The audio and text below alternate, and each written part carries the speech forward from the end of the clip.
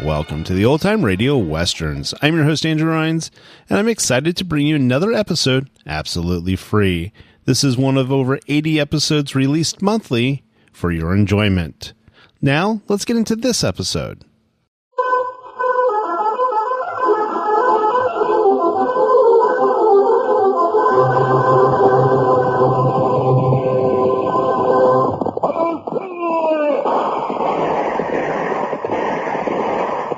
Horse with a speed of light, a cloud of dust, and the haughty Hi-Yo Silver, the Lone Ranger.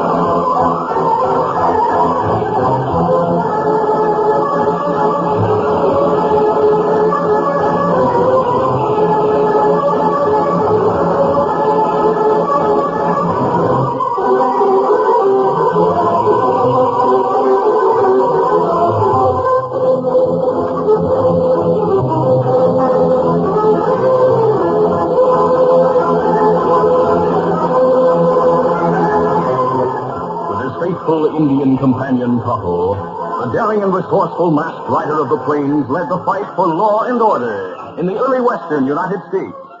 Nowhere in the pages of history can one find a greater champion of justice.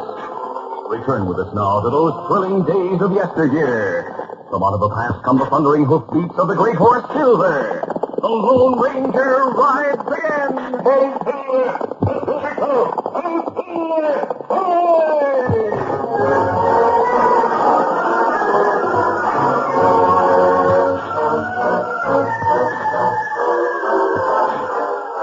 The Lone Ranger and his Indian companion Tonto had pitched a temporary camp in the hills near Eagle Pass. They decided to remain there a few days to make necessary repairs on worn riding gear. One afternoon, Tonto, who had gone to town, hurriedly pulled rein at the camp. Easy, fella. It's gone longer than I expected, Tonto. I see Indian smoke signals on hills. Them hunt for you. Did you go find out what was wanted? Me go meet Indians. Them say Padre want Lone Ranger come to mission. I see. Must be important. We'll break camp and set out for the mission right away.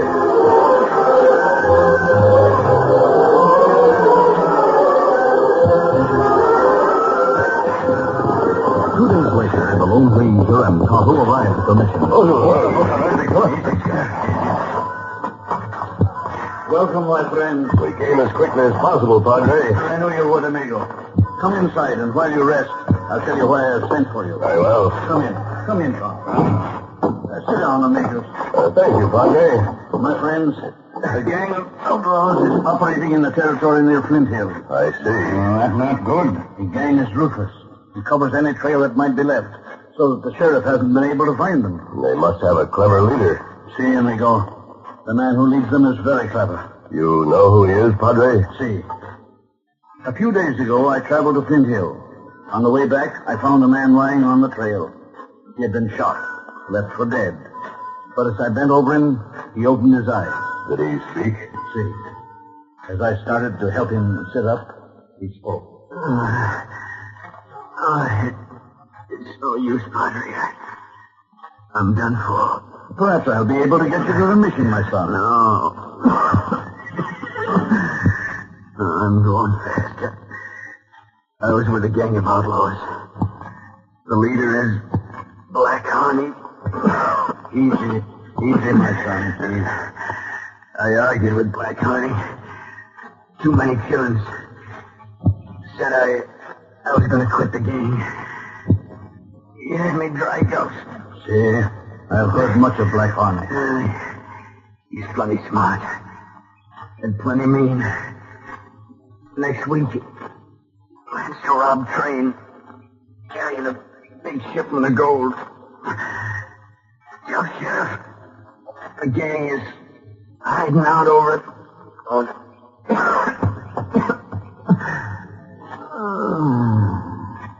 May you rest in peace, my son. I must send for my masked friend, tell him about this Black Harney and his plan.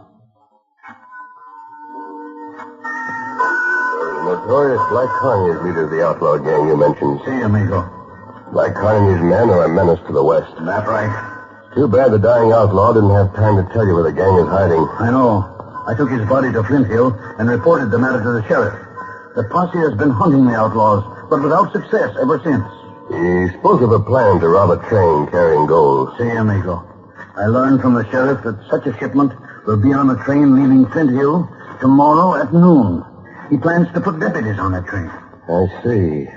If Black Harney doesn't get wind of it, the gang might run into trouble. That's right. I knew you had hunted Black Harney in the Pecos territory, so when I found out he was down this way, I asked our Indian friends to send you a message. I'm glad you did, Padre.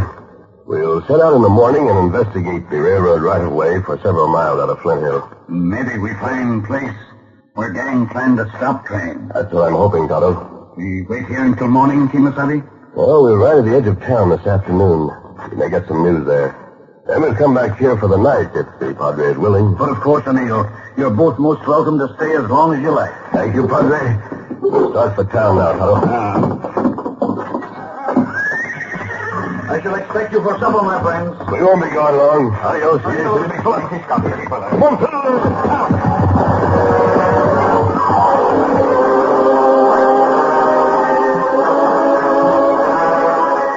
Meantime, the outlaw leader, Black Harney, looked up as one of his men entered his cabin, located in a secluded hollow. Howdy, kid. Any news from Flint Hill today? Yeah, plenty, Harney. Yeah, what, for instance? We learned, of course, that a padre who has a mission near here found Frank's body and took her to Flint Hill the other day. Yeah?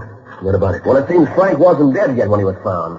He left the cat out of the bag about the plan to rob the train. How did you get that idea? I heard an hombre at the cafe say so.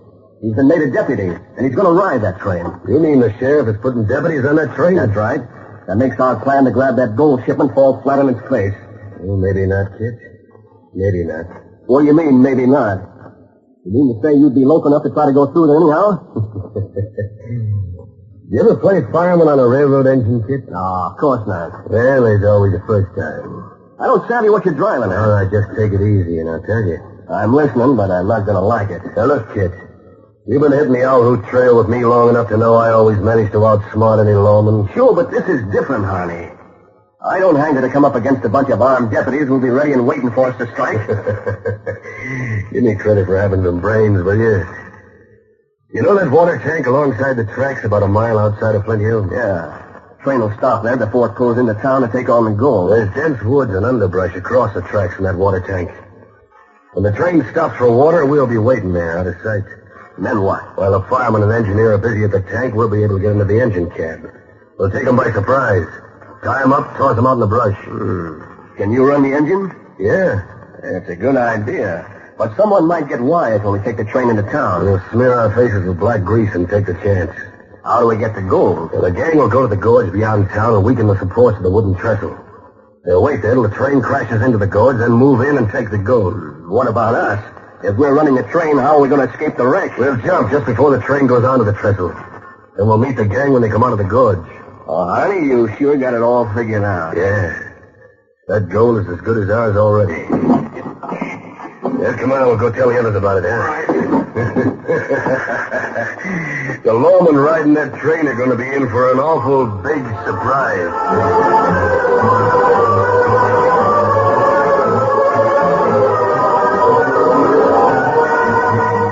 The Lone Ranger and Tonto had ridden to the edge of town. The masked man waited in a secluded grove while Tonto went into Flint Hill in search of news. About an hour later, Tonto returned. What's going on, fella? Come back. You ever see anything that might be important, Tonto? Me hear fella in Capay say him made special deputy. Him say him help and plan to catch outlaw gang tomorrow. I was afraid the news would leak out. Black Harney is sure to hear about the sheriff's plan. That's right. Maybe outlaws not try to rob train now. I wouldn't be so sure.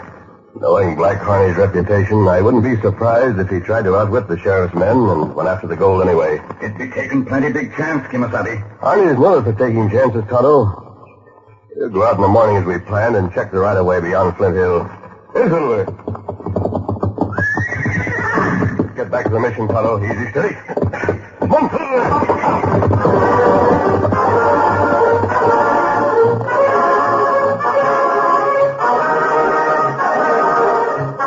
Early the following morning, the Lone Ranger and Tonto left the mission and rode to the railroad tracks just outside of town. Then they started along the right-of-way, keeping a sharp lookout for any sign of outlaws. Meantime, in town, the sheriff was talking to his regular deputy, Jake. Jake, you have a few hours before me and the other men get aboard that train. I want you to take 2 or 3 men with you and ride up along the railroad tracks looking for any obstructions the outlaws might use to stop the train. Well, all right, Sheriff, but a small number of us won't be any match for Black Harney and his gang if we happen to spot them. Now, hold on. I'm not sending you out to fight them outlaws. If you do spot them or anything on the tracks, ride back toward town and flag the train. What then? We'll know what to expect and we'll be ready for them. Well, yeah, but suppose they spot us. Get away the best you can and head back here to town. Now, get going. If we get Black Harney and his gang, it'll be a big day for all of us.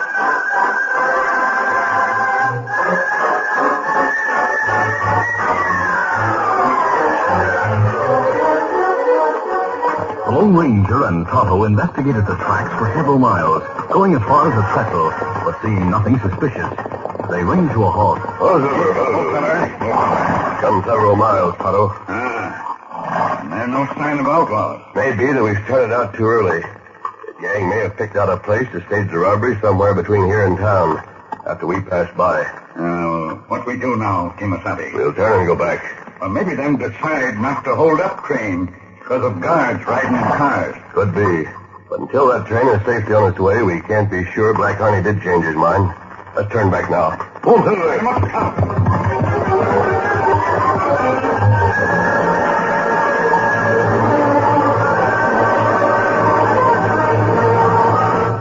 Meantime, the deputy, Jake, with 3 other men, rode along the railroad tracks toward the trestle. As they rode along a trail that followed the rim of a canyon through which the railroad went, they could look ahead for some distance. Suddenly, Jake pulled rein. What are we stopping for, Jake? From up here, we can look far ahead along the trail. I wonder if you see what I do. Hey, a couple of hombres riding down along the right-of-way. Yeah, they're heading into the canyon, and they don't see us up here. Looks like one of them's masked, too. Sure does. By golly, maybe that's Black Harney himself. Yeah, since there's just 2 of them, we'll ride back till we get to the end of the canyon. We'll get the drop on them there from behind some boulders. Now, let's get moving quick. Yes.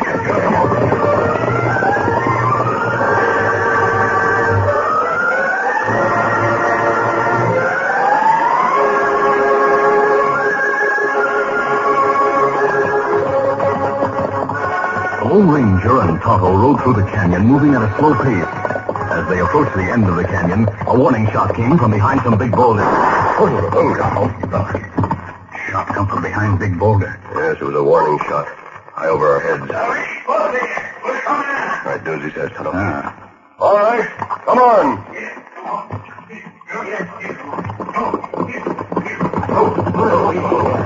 Hey, Jake. Bet that masked hombre is Black Harney himself. Yeah, keep them both covered, man. We'll soon find out if it's Harney. Before we take him back to town with us, I'll go take off that mask of his. And then we'll know for sure.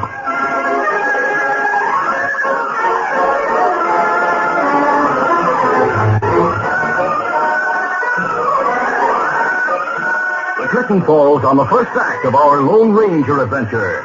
Before the next exciting scene, please permit us to pause for just a few moments.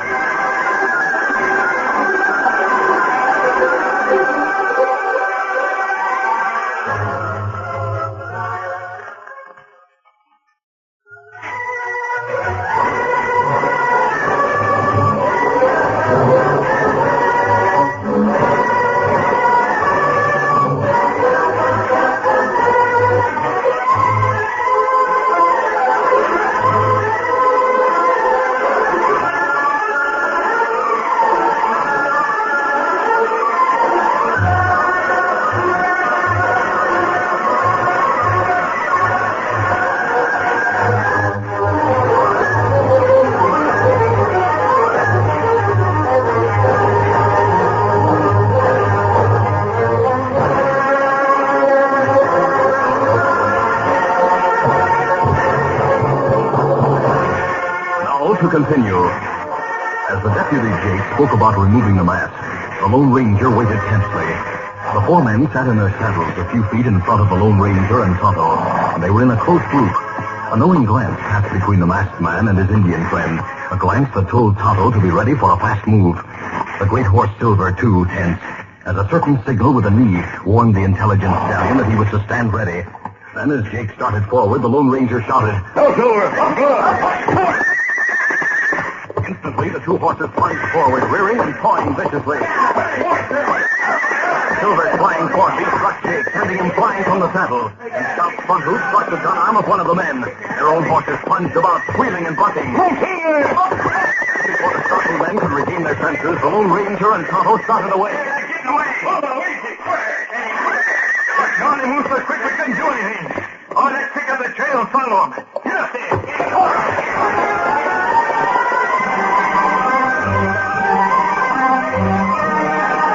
The Lone Ranger and Tonto circled away from the railroad, and knowing that the four men would trail them, kept riding in a fast gallop for some time.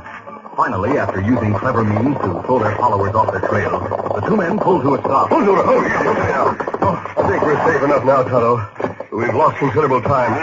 We're on the opposite side of town. That's right. Look, McCarthy.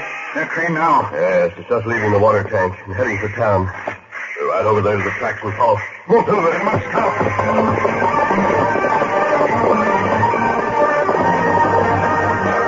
The railroad tracks were only a short distance from where the masked man and Tonto had stopped. Reaching the tracks, they could see the tank up ahead and started riding along the right-of-way. Only a mile to town from that tank. The train may be there by now, taking on the gold shipment. You ride along behind train with mask on, Kimasabi. Maybe somebody shoot. It'll take only a few minutes to fix the disguise. A few minutes later, they reached the water tank and stopped where the water was still dripping from the big hose. The Lone Ranger removed his mask and changed his appearance with disguise materials. Tonto watched critically, then nodded. Oh, that's plenty good. There, that should do it. Help. Came from the brush just across the tracks. Come on.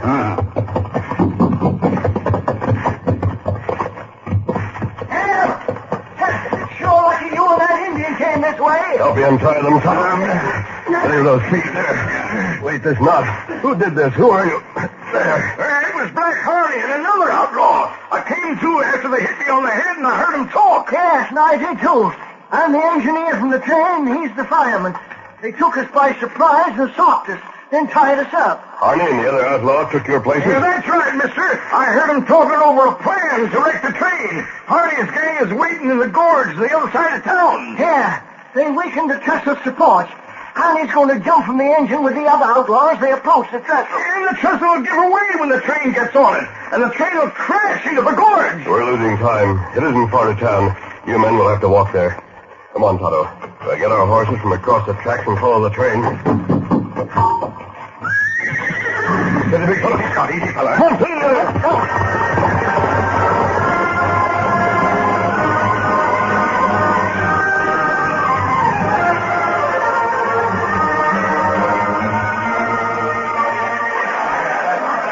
At the station in town, Harney and Kit sat on a small seat in the engine cab and looked back toward the platform where the express was being loaded. They had streaked their faces with black grease, and no one had questioned their identity. Harney spoke. Yeah, they're putting the gold ship in the express car now, Kit. Yeah. And look, there's the sheriff and his men going aboard, too. Like sheep going to slaughter. Hey, the conductor's giving the go-ahead signal. Well, we won't disappoint them. Here we go.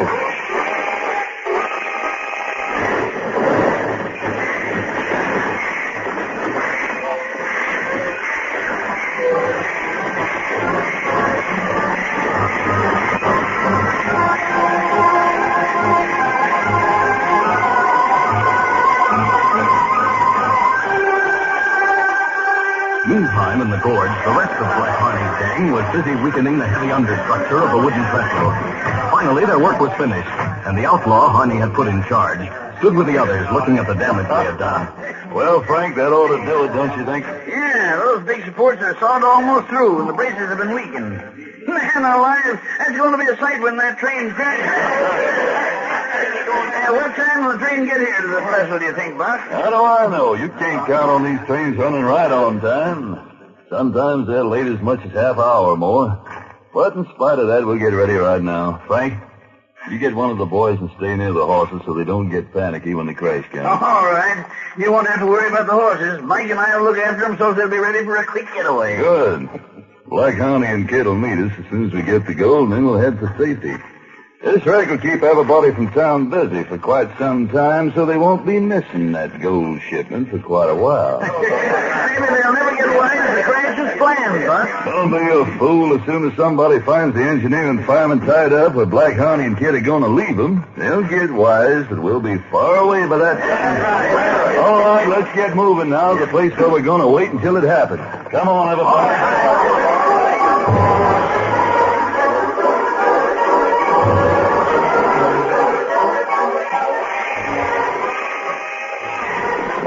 The train was gaining momentum after leaving town as the Lone Ranger and Tonto, who had circled to avoid the crowd at the station, swerved back to the right-of-way and raced alongside of the tracks after the speeding train. We have to make it, Tonto. Come on, please, come! The great-hearted Silver, followed by the faithful Scout, responded to the urging of their masters and increased their speed, gradually closing the gap between the rear of the train and themselves.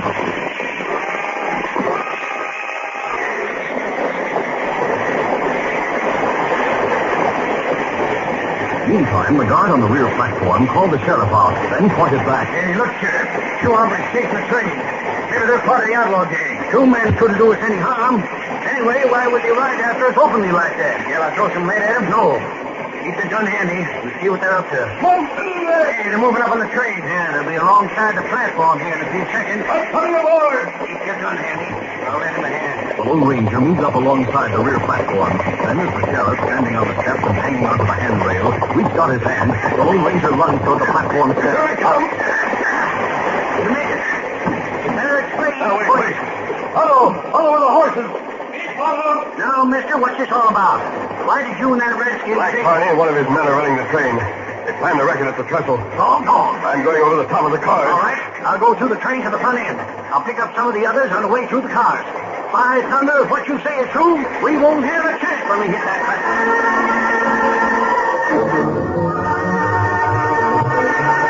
The Lone Ranger climbed to the top of the swaying cars and started along the narrow car route. He noticed the speed of the train was decreasing, and he knew the trestle was less than a mile ahead. From the report given by the engineer and fireman, when he and Tonto had found them near the water tank, the Lone Ranger knew the outlaws in the engine planned to jump before reaching the weakened trestle. Slowing down to let be able to jump. I better hurry. Finally, after making his way over the car top, the Lone Ranger approached the tender, where the wood for the engine was stacked. He could see both Harney and Kit sitting on the cab seats and leaning on the cab windows. He wanted to get closer to avoid the danger of a quick move by either of the outlaws. Moving cautiously, he started over the logs toward the engine when the logs began to roll. Hey, look, now they come over the tender. That takes care of you. When the Lone Ranger wounded Kit, Black Harney flung himself from the seat to the floor of the cab, turning with his gun in his hand. Once again, the masked man's gun barked. Now I'll stop this train.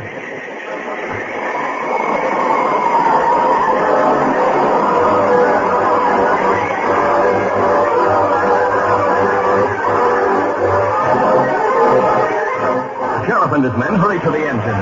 The Lone Ranger quickly explained the situation. Then the sheriff spoke. By thunder, mister, you saved us from a wreck. There's Black Harney and one of his men. The rest are in the gorge. Well, we'll get them there. We got plenty of men. It isn't part of the gorge. That's right. We'll form two groups and go on foot. We ought to be able to trap them if we move in on them from each end. Let's get going. The Lone Ranger and Tonto, who had caught up with the train, led one group while the sheriff led the other. A signal was agreed upon, and the group separated, going to each end of the gorge. The signal was given and closed in on the gang. The outlaws were taken by surprise, and the gun battle was short.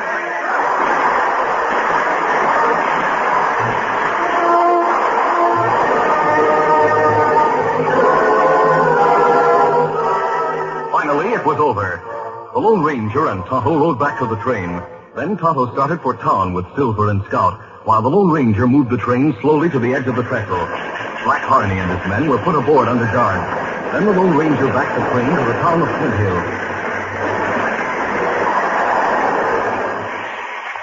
When When he stepped from the engine with the sheriff, Tonto was waiting with the horses. By thunder, if you hadn't come along, mister, maybe none of us would be alive. And Black Harney's gang would have had that ghost with him. I'm glad we discovered Harney's plan in time. Well, my friend is waiting for me. Adios, Sheriff. Adios, and thanks for life. Yeah, me and the men who went with me saw a couple of those outlaws before the train left town. We've been trailing them, but we lost the trail. One of them was mad. Gosh, looks like that strange and the Indian did what they set out to do. He did plenty. Who are you, mister? I'm the engineer of this train, that's who.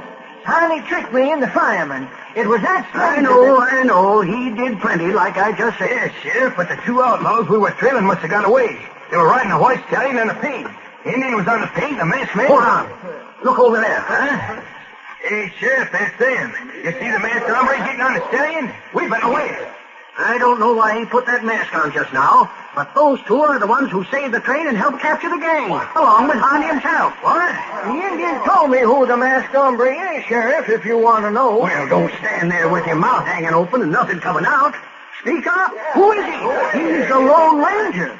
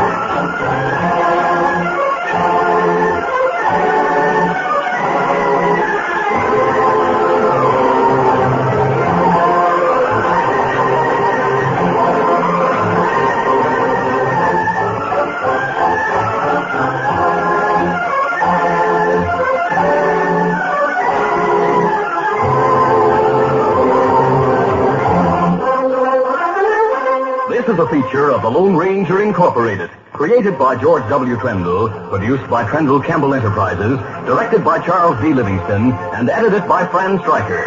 The part of the Lone Ranger is played by Brace Beamer.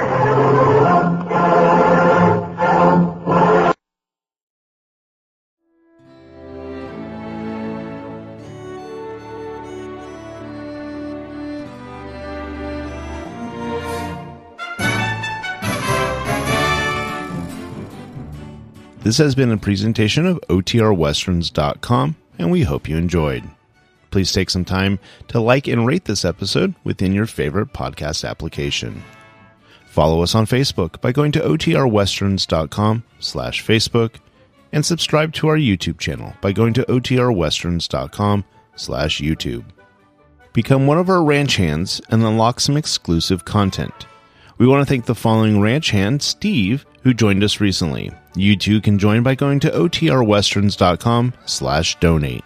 Send us an email, podcast@OTRWesterns.com, and you can call and leave us a voicemail, 707-986-8739.